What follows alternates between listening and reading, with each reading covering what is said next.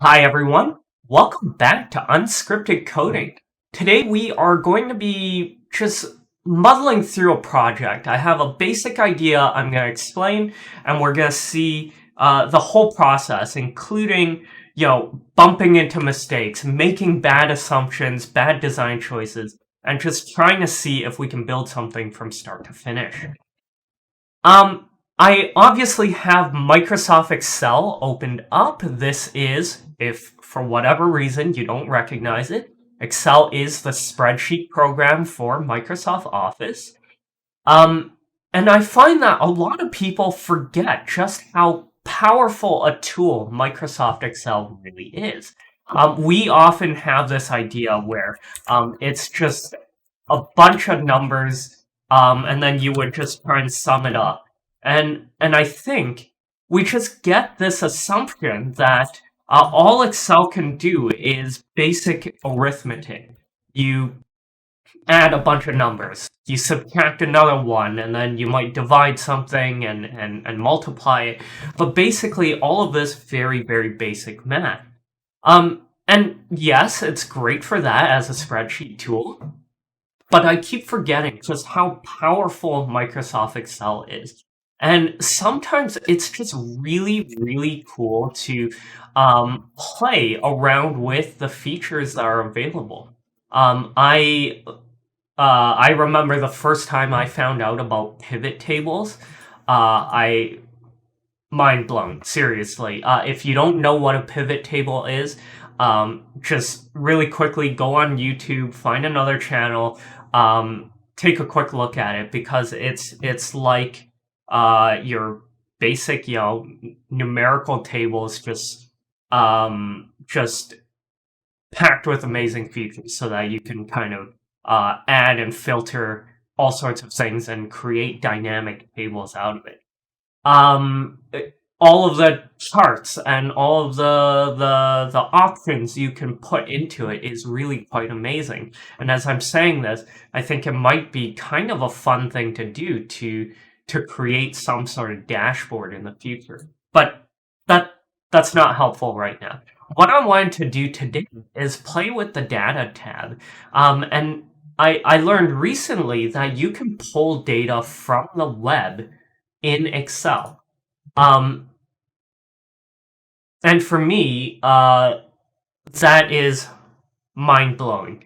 As someone who has kind of their feet in web development, in theory, I can build a website that spits out data, do what's really good in the back end, and maybe pull it into Excel for more visual aspects, or even just letting somebody else play with it.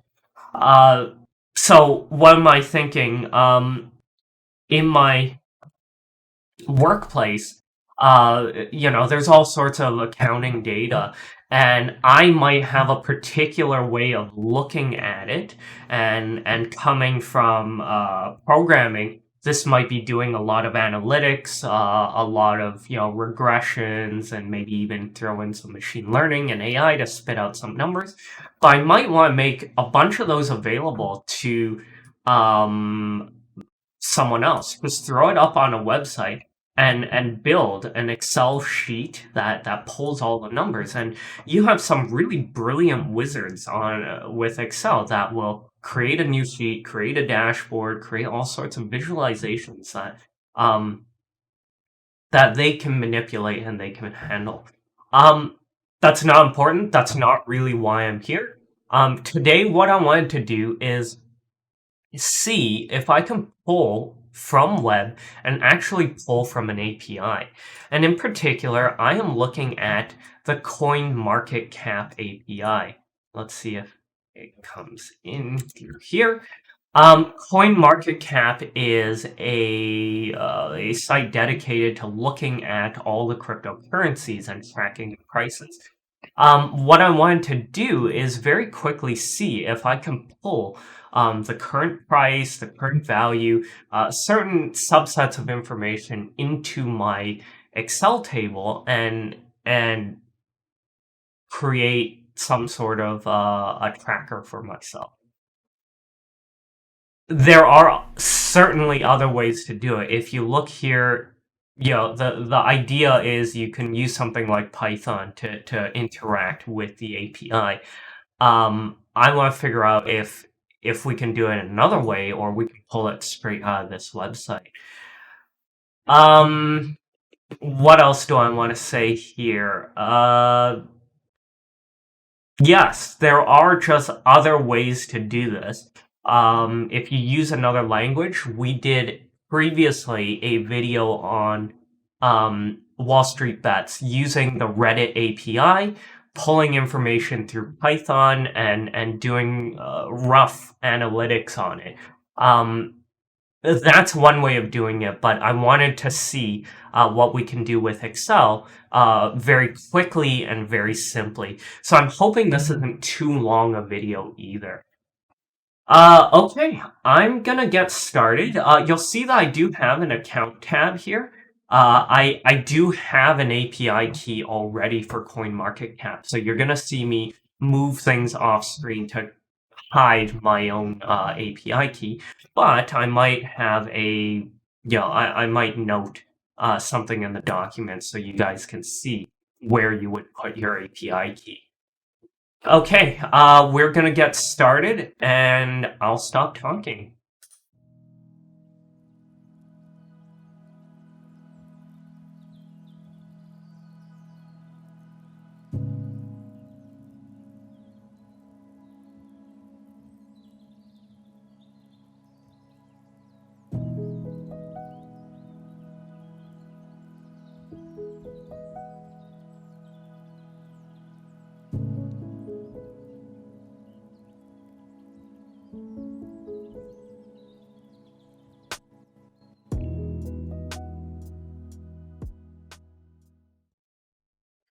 Okay, it looks like all I've done is put two little things in here, but we've actually found out quite a bit. First of all, let's go with our test case here, Wikipedia. If we go into the data tab and get data from web and just place the Wikipedia URL in, I think you can choose anonymous or a login. In this case, it doesn't really matter. You can see how Excel is looking at this. It's looking at all the tables on the site. And if you take a look at the web view, you'll see where these tables are coming from. And so say we want this one, we might load the data or transform it. So let's transform it. And it's going to let you kind of pick and choose. We might, sort this one for some reason. We might want to remove this particular row or this column. And you can start moving it around. There's a lot of flipping things around. So transpose. So if you want the column to become a row, for example, you might want to use some of these. And from there, you just kind of load it into your page. And here you have, that same table over here in a nice green color. That's not what we came for. Instead, we decided to look for the CoinMarketCap website. Looking at the API documentation, we find out that you're supposed to pass your key over here.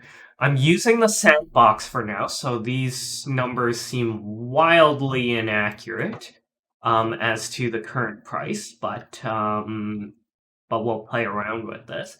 You'll see that you can actually just take the latest quote, which is endpoint overview, cryptocurrency, and you can see there's a bunch of things we can ask. And in this case, we're looking for quotes, the latest. So we wanted the most recent price. But we didn't want to just go down the list and grab everything. We wanted specific currencies. So over here, we decided to fiddle around. What you can pass into the query, and that's tagging on after the latest. So we're grabbing this URL, pasting it over here, and then we're going to do question mark to denote a query. Symbol over here is Bitcoin. That's what we want. And convert. Which currency you'd like to see this in, we put US dollars. And finally, we're supposed to get rid of this. CMC Pro API key, CoinMarketCap API key, and then you have this weird string over here. When you place this into the website, it should work, assuming you have a proper API key. Instead, we are doing this with a sandbox, so we won't need a functional API key, and you get the data over here. Now that we have the right call, we're going to go into data again, from web, paste it in here, and then what you're going to see is you can drill down into the record. So in the API, for those of you who are programmers, you're going to be much more familiar with this. A JSON structure, data, and you kind of drill down one, and then you're going to find, the quote, US dollars, and figure this out. You're seeing all of that, except you got to drill down. We want the data record, BTC. We're going to look at the quote record. And over here, what we want is this particular number. This is presumably what the value is. What we're going to do is we're going to close and load this to this one right here. And there you have it. You have the website, the call, and then you have the current value of Bitcoin. What I'm going to do is just go out for a moment and fill these out with proper calls. And we're just going to add a handful of cryptocurrencies, and we're going to see what we can do with the current value. Okay, so we have this all imported in. You have Bitcoin, Ethereum, Litecoin, whatever. And these are all using the actual API keys, so you should have a good sense these are, actual values. They may be wildly out of date by the time you see this video, but they are much more accurate than the point something dollars a sandbox reported for Bitcoin. What's cool is you can always click refresh all. So if you're working through, your workbook, you have a different sheet and you have all of these numbers, you can click refresh all and it just goes and gets all of the updated values. Now, I'm not clicking it right now because it kind of reveals my API key, but it just goes down the list of your queries one at a time to update. And, if you have a good internet connection, it should go in a snap and recalculate everything. So the next step here is to actually make a decent enough looking chart, and it's going to be really simple. It's going to be something like this. What was the last one? Litecoin. We're going to make these equal to the right chart.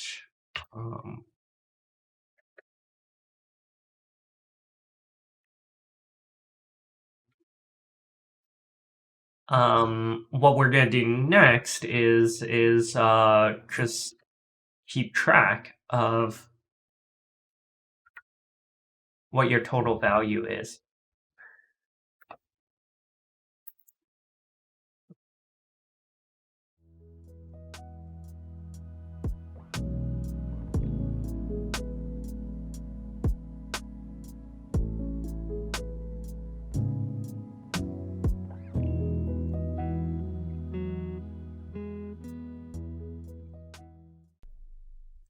Okay, so I am done. I played around with what I wanted to do today. Uh, what we did here is we ran the queries, and we saw how to do that. We're using the API. We're going in and getting the prices for right this moment. Um, what we then did was put it over here because these are just references. Again, I can't click because it shows my API key, but it just is equal to page queries B3 for this particular one, and you kind of go down the list here. And of course we kind of labeled the value of each one along the way. The next thing we did is we have to keep a ledger, and I'm not doing this the full way. I'll explain in a second, but all we've done here is just keep track of what transactions we did. So for example, on December 1st, 2021, over here, what it's saying is I bought 0.05 Bitcoin. And then here on the 14th, I sold minus 0.25 Ethereum. Over here, we created a pivot table, and really, I don't think you even need that, but you get the symbol and you get the value of all of its entries here together. So if I were to do another entry here to say, let's say we buy 2,500 Shiba coins, what we're going to do is just refresh, and you can see that the Shiba coin gets increased. And this carries over all the way here. This is just a reference, so it's equal, and then you're getting this data over here all the way down. Finally, this is equally simple. You just multiply through. This is classic Excel. Sum it all the way down, and you get your total value. Now, what I wanted to talk about is just kind of some nerdy accounting thing. Most ledgers have a double entry system. So in this case, we increased our Bitcoin holding by 0.05. That's not usually all that helpful. What you want to do is actually keep pairs of each transaction. So what's really interesting is not that you bought 0.05 Bitcoin, but what you paid for it. So in this case, you would say you subtracted what was the price? 40,000, 42,000, 120. So like oops. What did I do here? It's just US dollars. Over here, we subtract about $2,100 or so. Okay. And I guess let's say the pricing didn't change much. And then over here, the next entry, we would say we bought Ethereum 0.05, but we have to pay for that. And this might be, $2,000 as well.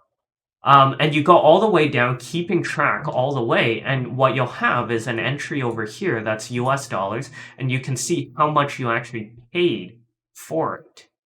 So I kind of want to do this now, but no, that's not necessary. And then you might even be trading between the two. So for example, this purchase of Bitcoin, this purchase of Bitcoin, these two might be a single transaction. I actually got the 0.05 Bitcoin by trading 0.2 Ethereum for it. Really good deal, I think. But you keep track of these entries, and then you can kind of figure out what you did historically and how well you're doing.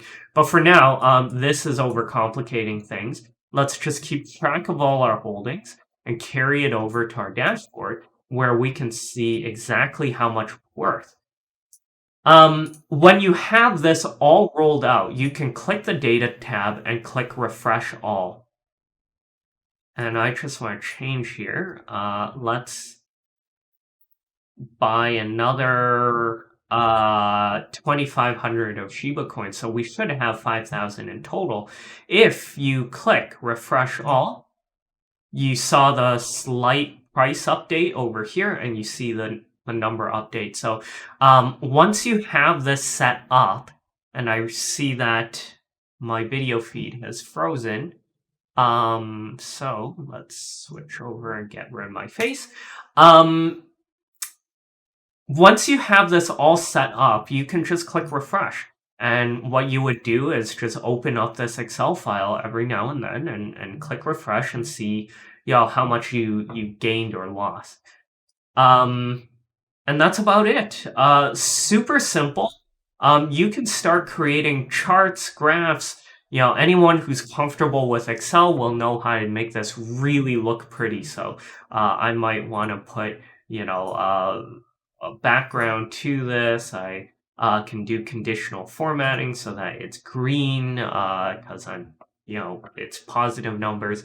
Whatever that may be, and you can do a lot of cool things. I'm thinking right now that you can probably do conditional formatting, figure out how much you paid on average for each Bitcoin, what the average price you locked in on, and you can conditionally format this as red or green, depending on whether the current price is greater or lower than your average price. Now, crypto seems to be going up and up, so maybe it's all green, but all of these visuals really, really help with dense numbers. And, most people would have more than just 5 holdings, but we're just showing you how to build this quickly. Okay, so that's the end of our project. That was really quite short. If you enjoyed this video, let me know in the comments below. Give me a thumbs up or a like. If you didn't, also leave me a comment. Let me know what kind of content you'd like to see on this channel. Thanks for watching. See you guys next week.